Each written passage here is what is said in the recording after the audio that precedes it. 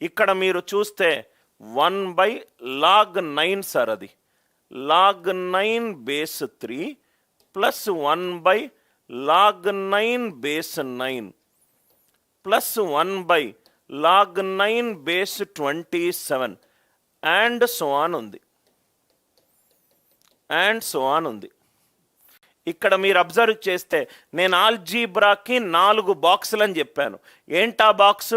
Question variable, answer variable, question variable, answer numerical values, question numerical value, answer numerical value, question numerical value, answer variable. 4 రకాలు అన్నాను. ఈ type క్వశ్చన్లోనేమో నాకు సంఖ్యలు ఉన్నాయి, క్వశ్చన్లో న్యూమరికల్ వాల్యూస్ ఉన్నాయి, ఆన్సర్లోనేమో నాకు వేరియబుల్స్ ఉన్నాయి. వేరియబుల్స్ని తెలుగు పదము ముందు క్లాస్లో చెప్పారు, మళ్ళోసారి చెప్పండి సార్. క్వశ్చన్లో నాకు సంఖ్యలు ఉన్నాయి, ఆన్సర్లో వేరియబుల్స్ ఉన్నాయి, క్వశ్చన్లో సంఖ్యలు ఉన్నాయి, ఆన్సర్లో వేరియబుల్స్ ఉన్నాయి. ఇది చూడండి సార్, ఏమీ చెయ్యొద్దు. క్వశ్చన్లో న్యూమరికల్ వాల్యూస్, ఆన్సర్లో వేరియబుల్స్ ఉంటే మీరు సాల్వ్ చేయాల్సిన పద్ధతి సబ్స్టిట్యూషన్ చెయ్యాలి సార్. మీరు సాల్వ్ చేయాల్సిన పద్ధతి సబ్స్టిట్యూషన్ పద్ధతి. n వాల్యూ 2 అనుకోండి. 2 అంటే ఫస్ట్ 2 టర్మ్స్ని యాడ్ చెయ్యాలి. n వాల్యూ 3 అంటే ఫస్ట్ 3 టర్మ్స్ని యాడ్ చెయ్యాలి, రైట్? n వాల్యూ 4 అంటే ఫస్ట్ 4 టర్మ్స్ని యాడ్ చేయాలి. n వాల్యూ 2 అంటే 1/9 బేస్ 3 అంటే ఇది 2 ప్లస్ 1, 1/2 ప్లస్ 1 ఎంత? 3/2. సో n వాల్యూ 2 పెట్టుకుంటే క్వశ్చన్ ఎంత వచ్చింది? 3/2 వచ్చింది. ఆన్సర్ కూడా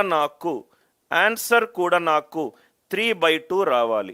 n 2 పెట్టుకుంటే 2 × 2 ప్లస్ 1 3/2. 2 క్యాన్సల్, నాకు 3 వచ్చింది. క్వశ్చన్ ఎంత వచ్చింది? 3 వచ్చింది. కానీ నాకు ఆన్సర్ ఎంత రావాలి? 3/2 రావాలి. n 2 పెట్టుకుంటే 2 × n plus 1, 2 × 2 plus 1 divided by 4, 6/4 ఎంత? 3/2. నాకు ఇదే ఆన్సర్ వచ్చింది. క్వశ్చన్ చూడంగానే మనకు ఆన్సర్ వచ్చేస్తుంది సార్.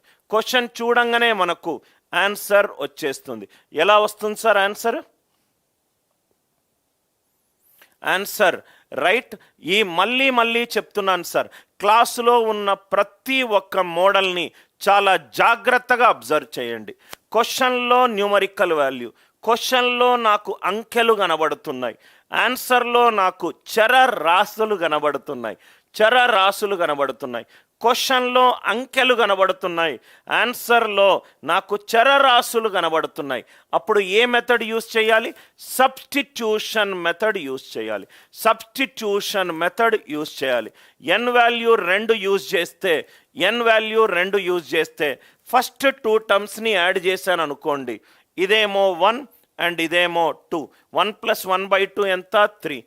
3/2. ఇక్కడ కూడా 2 పెడితే 3/2.